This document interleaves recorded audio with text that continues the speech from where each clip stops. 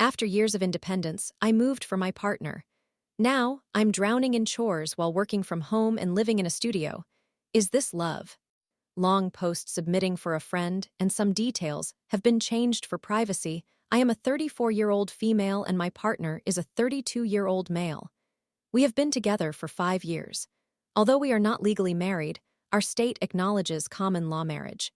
Prior to meeting him, I was single and only casually dating for several years, as my first marriage had turned into a nightmare. I had 2 children under the age of 2 when we separated, which meant my priorities were completely focused on them. Consequently, I worked hard to complete my degree and became fairly successful in my career. At that point, I thought I was ready to re-enter the dating world simply to explore what was available. It turned out to be a complete disaster. From typical misogynists questioning what I bring to the table as an icebreaker to being schooled about coprophilia just hours after our initial meeting, I experienced it all.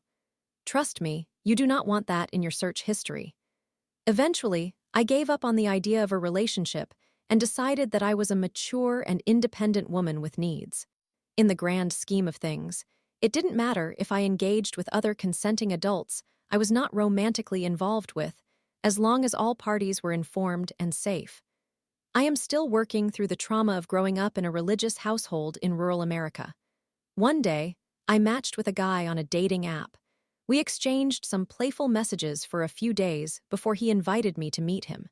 I consented, and upon arriving at the bar, I realized it was connected to a hotel by a breezeway.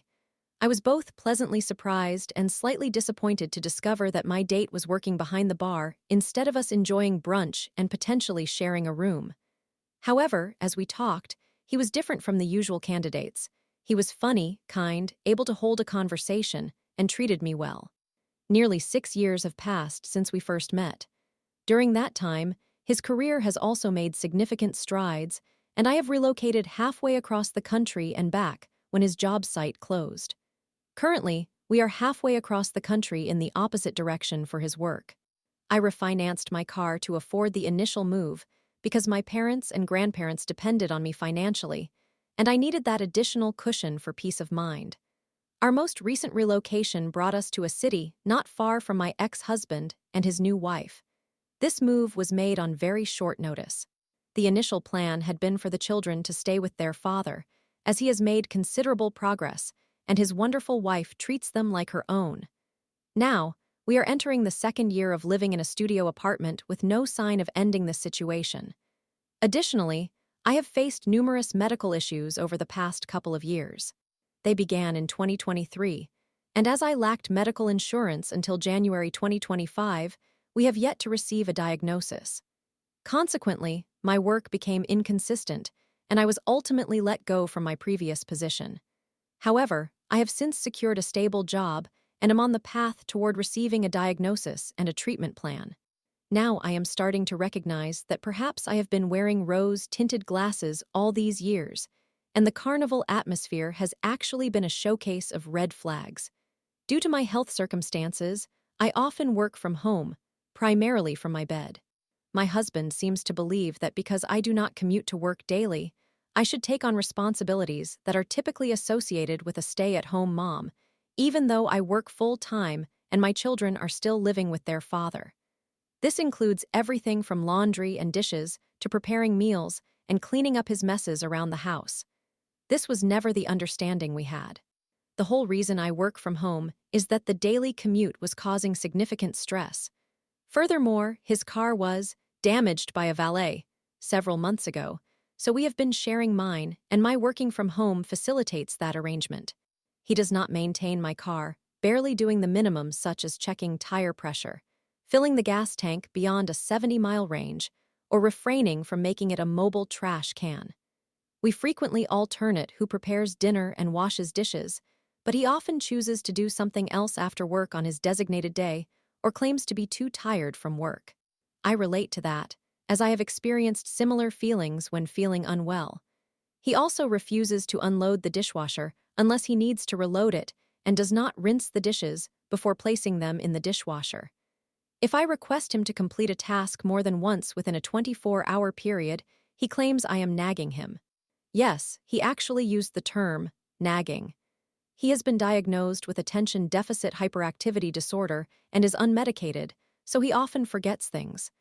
I am merely providing reminders, but his response is to tell me to stop nagging and that he will take care of it in his own time. Since moving in together, I have struggled to adhere to any schedule outside of work, and without my children present acting as an unspoken buffer, this is taking a significant toll on my mental health. Regarding my mental health, he is aware of my past experiences with domestic violence, sexual assault, and various forms of childhood and religious trauma. He expresses frustration about me getting triggered by things he does, stating that he is the one who has to deal with it, and that I overreact because he did not mean it that way. Our intimate life is nearly non-existent, and although he claims not to mind if I seek personal pleasure, he becomes upset when he finds out I have done so. He comes home, plays video games, eats, plays more video games, likely watches pornography, and then rolls into bed around 2 or 3 a.m. The issue here is that I am a very light sleeper, unable to rest until the house has settled for the night. This results in my being perpetually exhausted until I eventually collapse from sheer exhaustion. Unfortunately, my internal clock will not allow me to sleep past 7 a.m. unless I use over-the-counter medications, which is inadvisable, especially considering my peculiar and unpredictable medical issues. His family is much better off than mine, yet we do not have any shared assets because nearly everything is in my name, as he was undergoing bankruptcy when we met. Although he was upfront about the bankruptcy, I feel misled regarding the time frame for its resolution. In light of the recent election and its aftermath, I asked him whether he would consider moving to another country with us if necessary. I know that, even as a light-skinned woman, I cannot protect my children of color if immigration enforcement decides to target their schools. He replied with an immediate no, without giving it a moment's thought. His reasoning: he would not have a support system outside of the United States. By support system, he means his parents and friends who bail him out after he makes poor or uninformed decisions or when life throws unexpected challenges. I will admit, I have accepted financial assistance to cover rent during times when I could not manage it on my own, though this occurred while we were together in this difficult situation since our last move. He secured a position at a hobby shop that he enjoys and has been working part-time there for a year, following the collapse of the promotion that brought us to this location. He has become exceedingly disrespectful on multiple levels. He recently said my daughter needs to stop being a little brat, which left me in shock. I nearly lost consciousness and threw my reusable water bottle at him because I have repeatedly asked him to refrain from making such negative and hurtful remarks about my children, whether they are present or he is just speaking with his friends. I find it incredibly inappropriate to speak about a child in such a manner, regardless of whether they are a teenager or a toddler. It becomes far too easy to develop a habit of directly labeling the child in that way. I had never heard him use that language until a couple of weeks ago, after my children returned to their stepmother's house, because we are still living in an overpriced studio loft due to the belief that location is everything. Despite his disdain for driving, despite cars being his primary passion, we possess no furniture apart from the gaming desk he hastily acquired from an online marketplace while we sleep on a mattress on the floor. I mentioned the Smosh videos in the title because I tend to work best with something playing in the background. Over the last couple of months, I have been binge-watching their Reddit story videos and have observed too many unsettling similarities between those stories and my own marriage. I genuinely fear that he might actually be a supporter of the red pill ideology, and I have been accepting bare minimum behavior as if it were a standard of premium quality all along, simply because my previous relationships were disasters. At least this individual initially treated me like a human being rather than an object for strange fetishes. His emotions seem to range from happy and relaxed to angry and defensive. It feels as if his facade is becoming too heavy to maintain, but I do not want to be present when it inevitably collapses. Additionally, since the election results, he has been making numerous misogynistic and racially charged jokes at the expense of others, including myself. He insists they are merely jokes and that I need to lighten up because it is not that serious. Moreover, he claims that his black friend, does not care, because that's how they have always interacted with each other. I apologize for this lengthy rant. I finally had the opportunity to brunch with some friends, and I may have lost track of my limit with the mimosas. No need for concern, he has my car again, so we carpooled today. In any case, thank you for taking the time to read this. Any suggestions or advice would be appreciated. Story 2. I finally exploded at my mom for constantly bringing up my failures. I just want to talk without being reminded of my struggles. I am currently in the middle of my 20s, having relocated to another country just over a year ago. Such a significant change in lifestyle is genuinely challenging for someone like me, who has few friends and struggles with social interactions. I reside alone in my room, and while I do have a job that provides a sufficient income for living and a bit extra for myself, I often feel isolated. I have been dealing with depression, but recently I discovered that using psilocybin mushrooms has offered me considerable relief. The root of my poor social skills stems from being born in a country where a war engulfed my childhood, which confined me to my home and deprived me of opportunities to socialize for many years. Additionally, I had to navigate the difficulties of living with a narcissistic and abusive older brother during this period. My actions seemed annoying to him, my questions felt burdensome to my parents, and all my viewpoints were dismissed as trivial and immature. He manipulated our shared religious beliefs to sustain his abusive behavior toward me. I struggled significantly with forming friendships because I was perceived as the awkward, unlikable kid who did not know what to say and often responded inappropriately, all a result of my brother's influence and my isolation during the war. After several years of working and developing a curiosity about psychology and mental health issues, I began to understand the reasons behind my impulsive nature.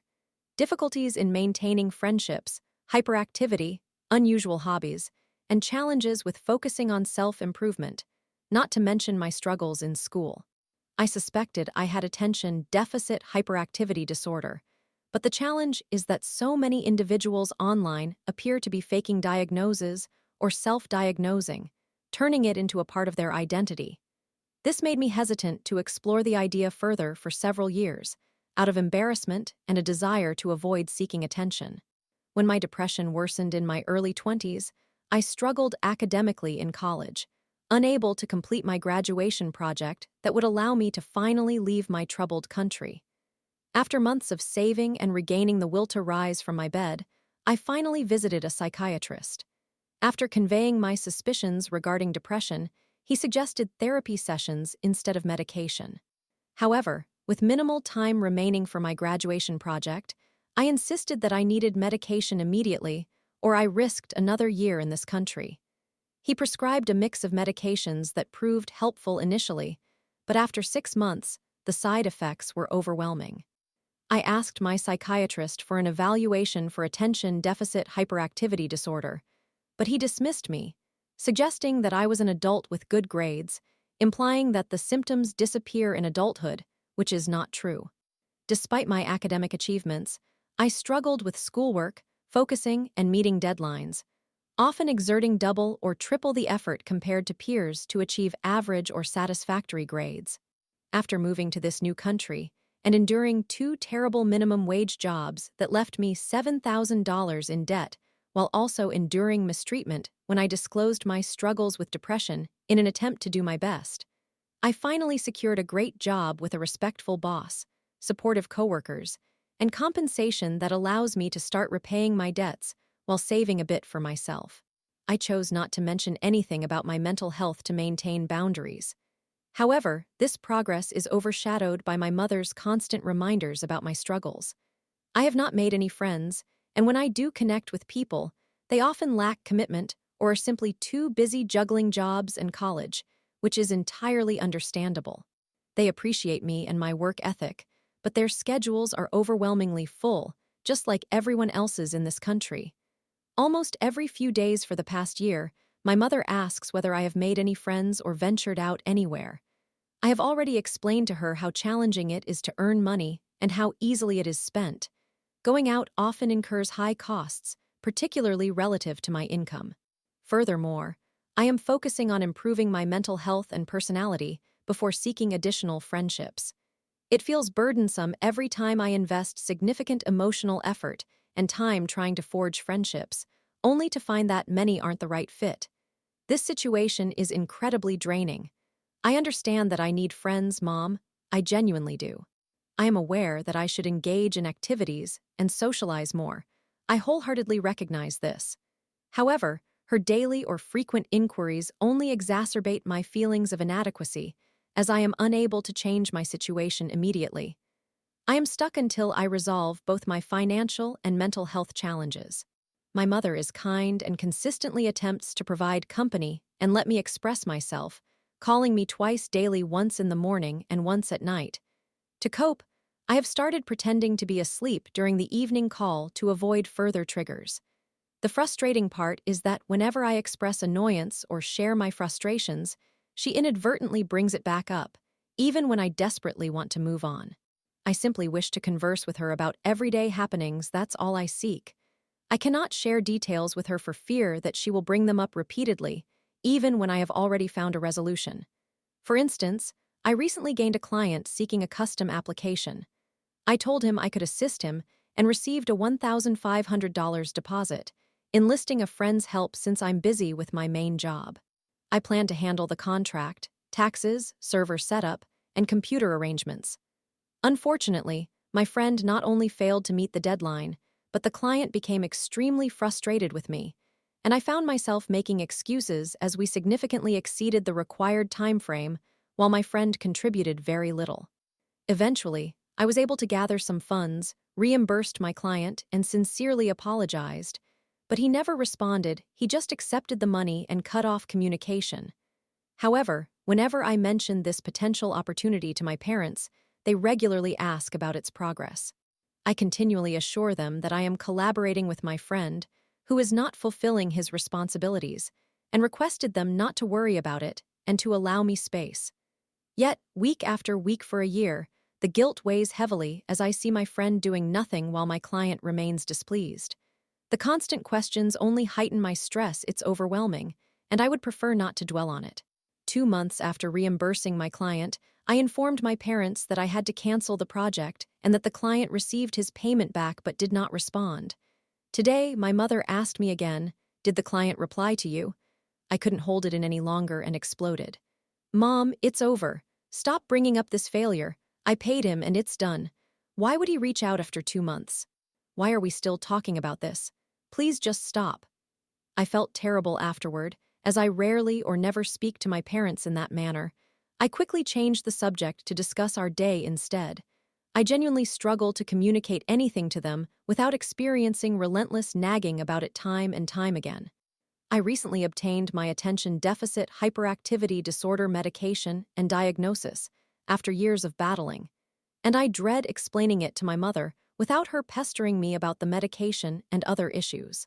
To add insult to injury, I was recently scammed out of $1,000. My insurance rates increased, and I had to pay off my phone due to an employee error regarding an installment plan, resulting in a financial loss of about $2,500 to settle my debts. I never mentioned any of these situations to her because it would turn me into a constant source of concern. Additionally, she once expressed her relief that the war had not impacted my social development and that I was able to make friends and find work. This deeply affected me. I wept a great deal. No, Mom, that experience has profoundly affected me. I struggled and still struggle immensely because of it. I often feel like I must conceal my true feelings around you, thanks to the burdens my brother placed upon me regarding being a burden during such tough times. I merely told her I was surprised, remarking that I guess we all move forward. I love you, Mom. You are caring, and I recognize you do your utmost to keep me company. Many parents do not make such efforts. All I wish to discuss is how you are doing, what your day was like, and any humorous moments we shared. It does not need to be lengthy. A brief exchange of 5 to 10 minutes is sufficient. Venting doesn't help. It only triggers me further when I am already stressed, and you bring it up again. Many of these matters will resolve with time. Discussing them won't improve anything. Please, if you are a parent who checks in on your children daily, I commend you and appreciate your dedication.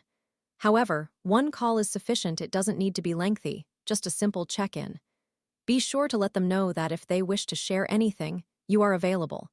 If they confide in you or vent, try not to bring it up again until they express a desire to discuss it. When they have good news, they will share it willingly. Thank you for being the wonderful parent you are. I apologize for the length of this message. I plan to speak with my mother, expressing the necessity of avoiding certain topics entirely. In the future, I will likely communicate my feelings to her, reinforcing the need to steer clear of these discussions.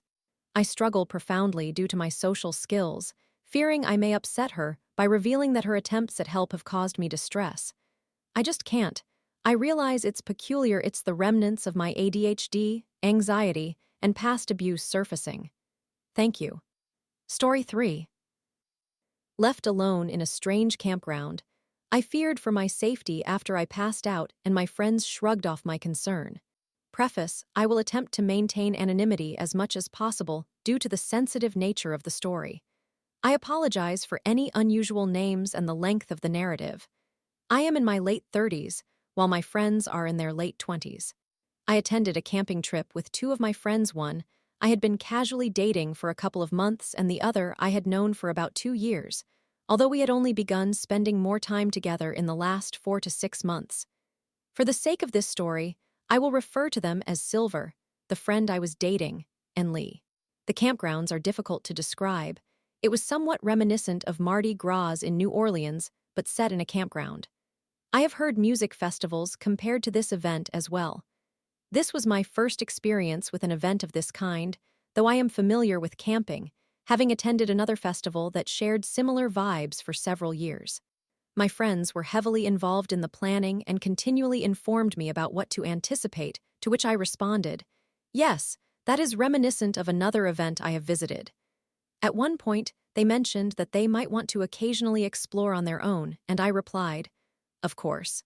Given these conversations and my prior experiences at similar events, I assumed I would spend a considerable amount of time with them during the trip. I invested nearly $1,000 on supplies to ensure we all had what we needed. Upon arrival, after we set up camp, my friends and some neighboring campers decided to wander around, engage with others, and explore what was available. I opened a bottle of red wine, passing it around for everyone to enjoy, but I consumed most of it myself. I am quite large, so I can often drink a bottle without any ill effects. However, this time I did not feel well. Initially, I thought the wine affected me more than usual, which embarrassed me, but later I recognized, along with various other symptoms, such as passing out an hour after starting the wine, waking up gasping, and having no recollection of the evening, that I was likely drugged. I followed my friends and the neighbors for a bit, as I was both out of my depth and heavily intoxicated, during which they guided me to a few locations before we ultimately split up. This is where the core of the story unfolds. I was with Silver, who had expressed the desire to engage in independent activities, something I understood and respected. However, as they had been my guide throughout the night, I was disoriented and heavily inebriated. After walking for a while, they turned and said, "I would like to go off and do my own thing now." I felt genuinely frightened. The temperature was expected to drop into the 40s or lower that night, and I was in an unfamiliar campground, almost a quarter to half a mile away from our campsite, appearing visibly drunk. Thus, I requested to accompany them. I attempted to convey it in a humorous way, saying something to the effect of, "I need to join you because if I don't, I will get lost." They simply looked at me and replied, "Then get lost." To me, and perhaps I am overly sensitive, that was hurtful. To them, it seemed like a romanticized notion of wanderlust, where getting lost is acceptable because we are all lost, and that is beautiful. Regardless, I left, and I genuinely do not remember how I managed to return to my campsite. I think I might have come across our neighbors or something similar. I settled into my camp chair and almost immediately passed out. My neighbors were so concerned that they covered me with a blanket, but I still awoke in a panic, shivering from the intense cold. I stumbled to my tent, and when I regained consciousness the following morning, I felt intensely depressed. I believed I had missed a fun night, felt unwanted by my friends, and experienced embarrassment. I later discovered that such feelings can be side effects of being drugged, depending on the substance involved. Later that morning, I attempted to engage with my friends, but they seemed disinterested in me. Subsequently, when I managed to speak to Silver privately to check in, they expressed a desire to end our relationship. I accepted that. While it was brief and casual, I recognized that I do not wish to be with someone who does not desire to be with me. Nonetheless, it felt abrupt. Later, Silver and Lee indicated that they wanted to explore on their own without my presence. Their dismissive behavior towards me was so apparent that my neighbors intervened, stating, "Hey, we want you to join us today." And during our time together, they remarked, "Your friends do not seem to be treating you very well." I was relieved. I had been second-guessing myself, wondering if my feelings were just in my imagination. Eventually, the trip concluded and we headed home. I drove Lee back, and everything seemed fine between us. I was not entirely certain, but every interaction suggested they were relaxed and held no grievances against me. Therefore, I could not accurately gauge the situation. About 2 days later, I reached out to Silver, only to have them effectively sever all communication with me. Side note, one of my acquaintances, Jim, had recently ended a relationship with Lee just days before our trip. During their relationship, Jim divulged something to Lee, who subsequently mentioned it to Silver. Either Jim miscommunicated initially, or Lee misunderstood, but my name was mentioned despite my lack of involvement. Unfortunately, due to my need for anonymity, I cannot provide further clarity on this aspect. However, there were significant assumptions regarding dishonesty. This situation upset Silver enough to contact a close friend of mine, someone I had communicated with daily for the last 4 months, and instructed them to stop speaking to me, which they did. This may have been the initial root of Silver's frustration, but they have since elaborated on their feelings, specifically regarding this narrative. End side note. Days passed, and Silver reached out to another friend of mine, Sparrow, claiming I am a bad person and that they should avoid associating with me. Upon hearing this, my friend queried, "That doesn't sound like the person I know. What makes them bad?" Silver responded along the lines of, "They almost violated consent while they were intoxicated." Sparrow then contacted me, saying we should discuss this. I recounted the entire situation, and they thankfully replied, "I already found that hard to believe, but I will inquire further to understand what they mean." After several more days, Sparrow informed me that Silver had replied, stating, "They almost violated consent, but I sent them away before they could embarrass themselves." Sparrow followed up asking, "Did they touch you improperly or something?" No, I made it clear that I wanted the chance to venture off on my own, and they insisted on accompanying me because they would get lost. I told them to get lost, which is precisely the essence of events like this. Thus, I recognized that while they were upset, I believed their word choice suggested they intended to imply I had assaulted them. They were not lying, since they perceived my reaction as not adhering to their stated needs, but their phrasing came across as disingenuous, if not misleading. At this stage, I felt upset, yet it did not matter much anymore. I no longer had a connection with them, which felt like a fortunate escape, but since we work in the same field, I anticipated that I would see them frequently, which made me somewhat anxious. This concern intensified when they posted on social media about consent violations not always being sexual. Therefore, they are still fixating on this over a month after the incident. They have never addressed the issue with me, nor have they attempted to have any follow-up conversations, ask questions, or anything else. The only messages I have received from them since the trip's conclusion have been hostile in nature.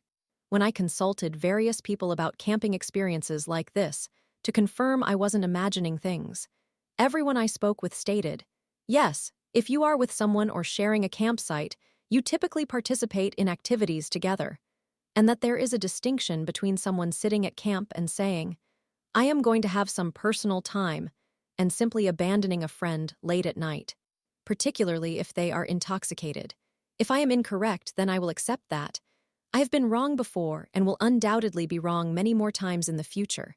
However, this reaction appears unhealthy. So, am I in the wrong for not wanting to be left alone in an unfamiliar campground? Story 4. I love watching friends' self-made chaos for fun, helping them while judging. Am I the twisted hero in their reality show?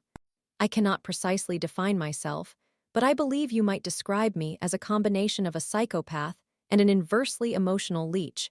Caution, I am not a mental health professional, and I may be misusing these descriptors.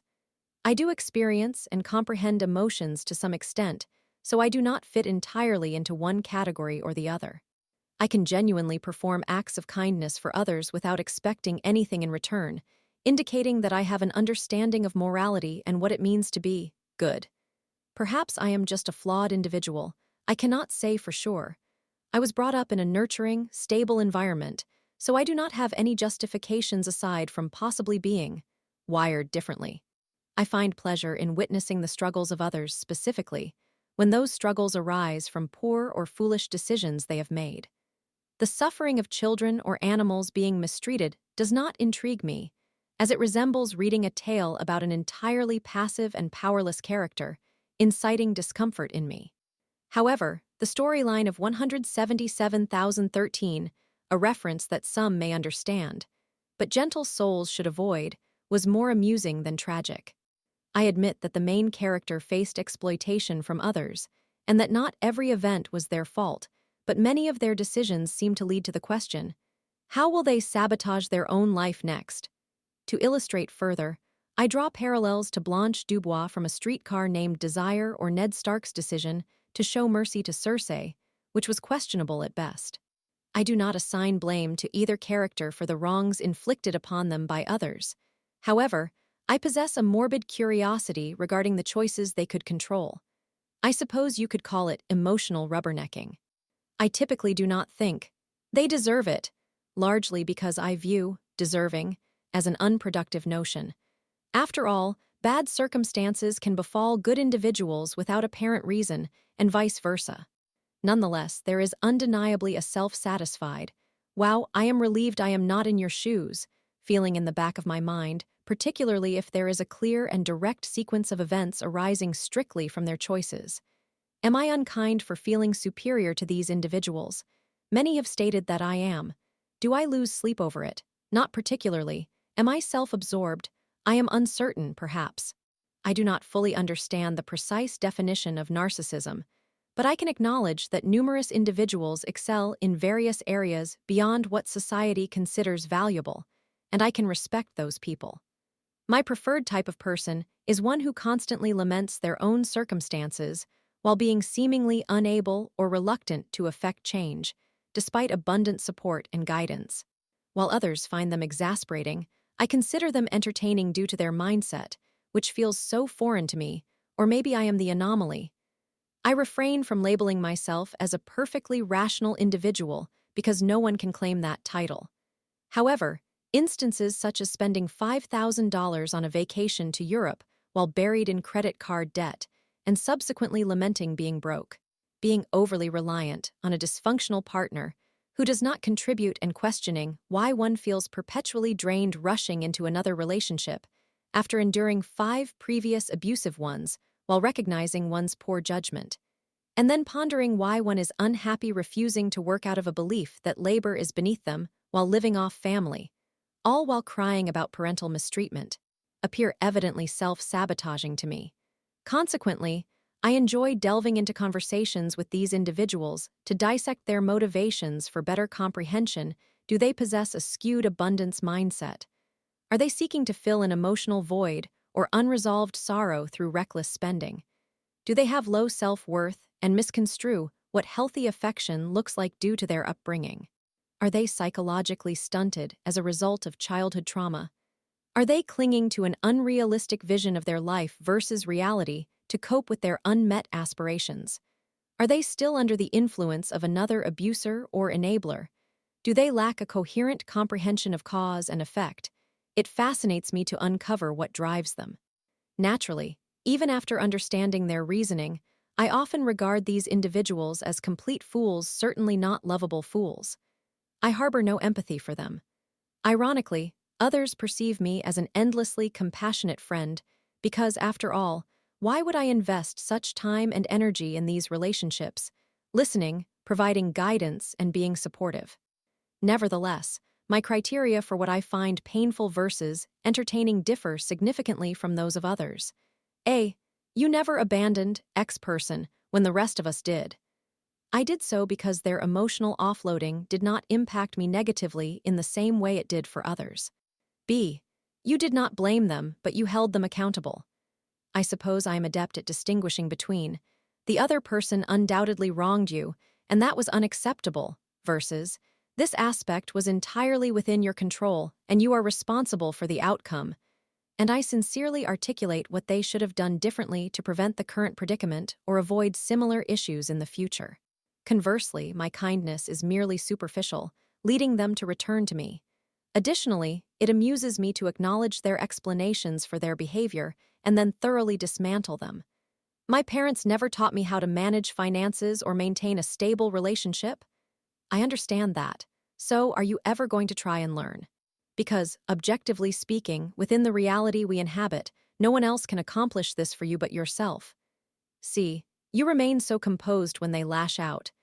Because I find it amusing, not upsetting, and I genuinely do not care about their opinions. I never intentionally offer poor advice. My suggestions are always sincere and practical. If I were to dispense bad advice, people would eventually notice and stop seeking my guidance. Conversely, if I provide sound advice and present myself as caring, perceptive, and open, news will spread, and I will have continuous access to dramatic situations, which I enjoy, provided I am not directly involved. If those individuals heed my advice and turn their lives around, I am genuinely pleased for them. If they do not change and continue to be chaotic, I do not feel anger or sorrow, as they provide me with free entertainment. Hence, it works out well for me. I do not pretend to be virtuous. In fact, I do not consider myself a good person at all. Moreover, I am not attempting to justify my behavior to the Reddit community. I lack any justification for my actions and generally engage in them purely for enjoyment. It is wonderful when some people genuinely benefit, but my main motivation remains my own curiosity and amusement.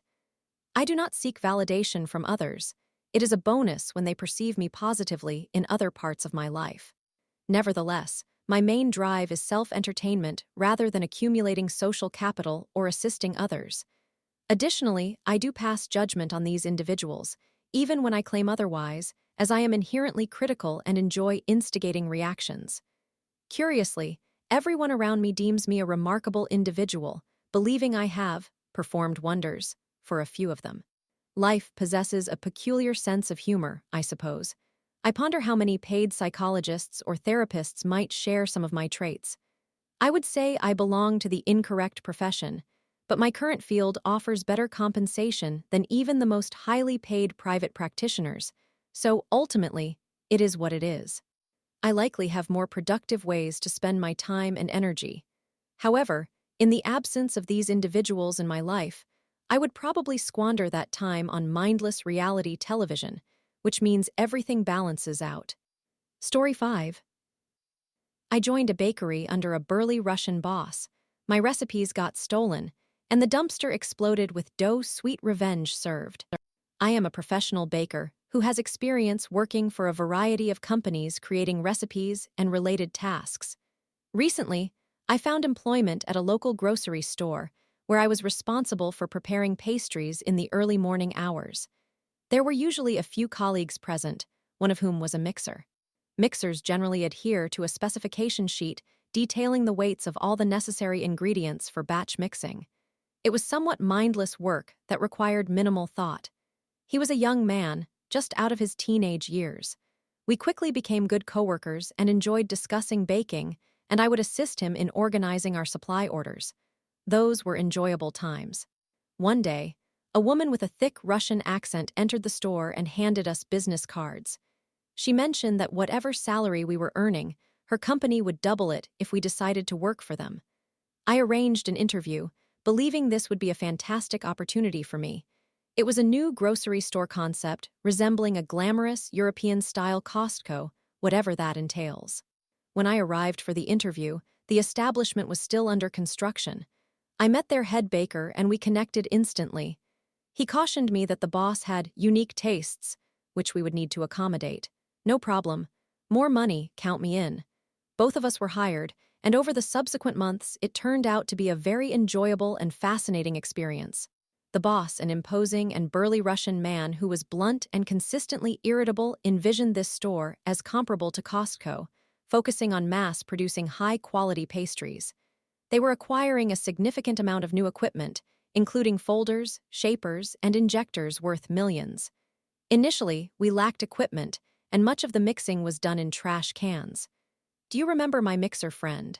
He was tasked with making the bread dough using the specification sheets provided by our head baker. As time passed, they began hiring more staff, and it was exhilarating to create new recipes, tweak ingredient ratios, and navigate the limitations associated with the types of products the boss desired. Did I mention he was difficult to deal with? Yes, he certainly was. While reviewing a cheesecake I made, he remarked, "Good job, sweetie." I retorted, "Miss, ma'am, or just my name will suffice." He glared at me, and from that point forward, he treated me poorly. Other women were hired, and I observed him flirting with them. Some seemed accepting of the unwelcome advances, perhaps because this place was paying well and they wanted to stay in good favor with the boss. The situation was set.